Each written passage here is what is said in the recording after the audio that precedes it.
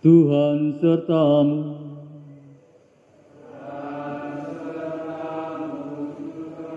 Inilah Injil Yesus Kristus menurut Santo Markus.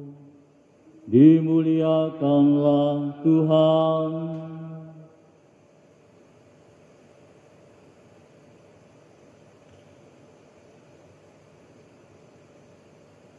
Pada suatu hari Yesus berbicara tentang bagaimana ia akan menderita sengsara.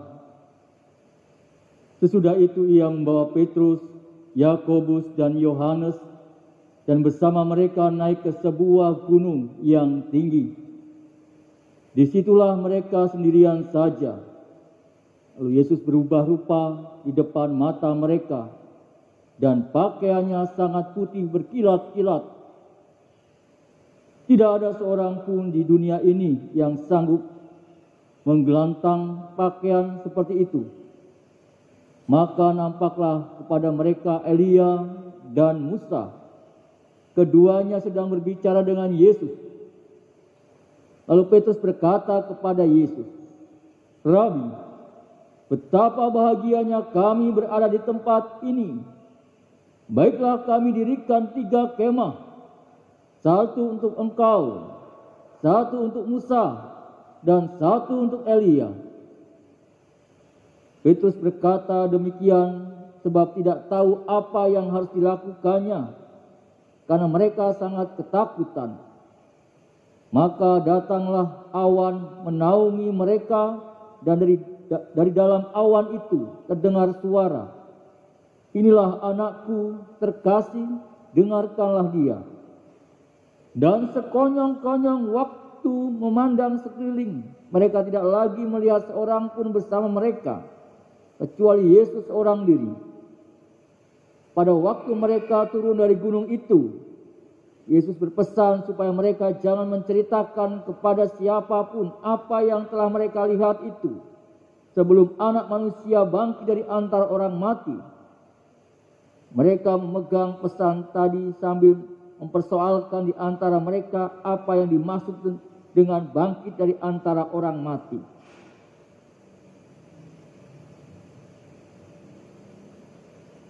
Berbahagialah kita yang mendengarkan sabda Tuhan dan tekun melaksanakannya.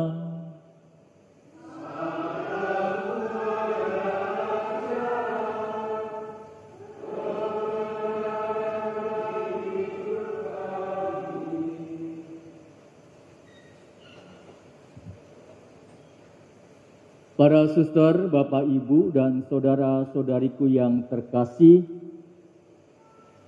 kisah tentang peristiwa transfigurasi Yesus di atas gunung yang tinggi, orang mengatakan Gunung Tabor.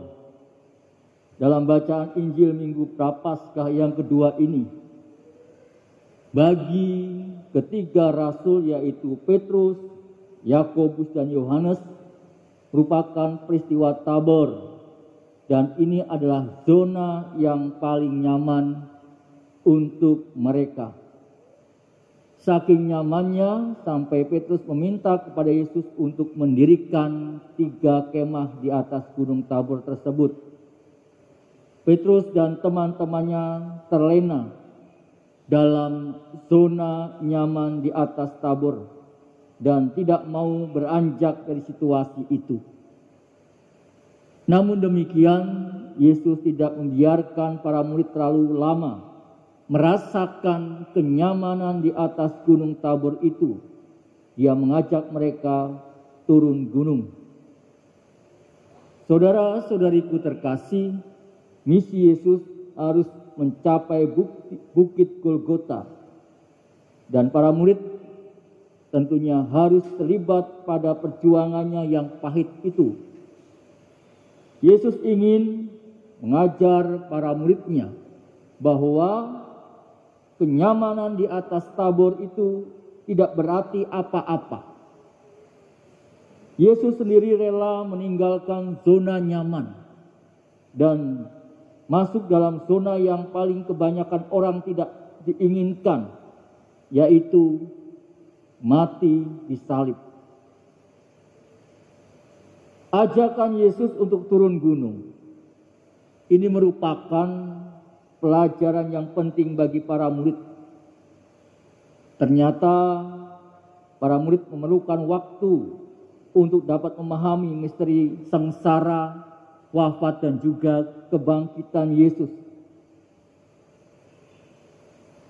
Mereka belum mengerti bahwa kemuliaan Golgota lebih agung daripada kemuliaan di Tabor. Mereka memulai perjuangan mengikuti Yesus dengan gambaran untuk memperoleh kenyamanan. Mereka tentunya tidak siap untuk melihat tokoh tumpuan harapan mereka itu mati di kayu salib.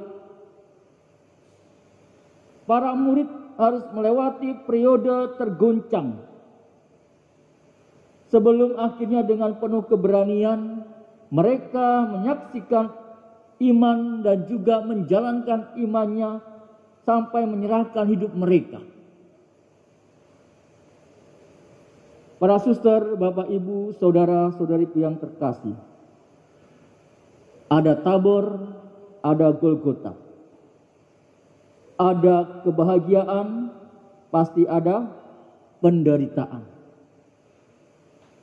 Kebahagiaan hanya akan menjadi berarti bila itu dicapai melalui penderitaan, melalui usaha yang keras, melalui darah dan juga air mata. Menjadikan refleksi dalam hidup kita. Apakah kita sekalian telah berani untuk meninggalkan zona nyaman, zona Tabor dalam hidup kita, dan berani untuk bergerak menuju ke Golgota? Mungkin kita lebih senang mencari enaknya sendiri tanpa peduli dengan situasi yang ada di sekitar kita. Sebagai contoh, seorang bapak bisa saja mencari Tabor di tempat lain dan membiarkan anak dan istri berada dalam zona yang tidak nyaman. Seorang istri bisa saja lebih asik dengan tabor-tabornya yang tersebar di mal-mal dan pusat perbelanjaan dan lupa memperhitungkan penghasilan suaminya.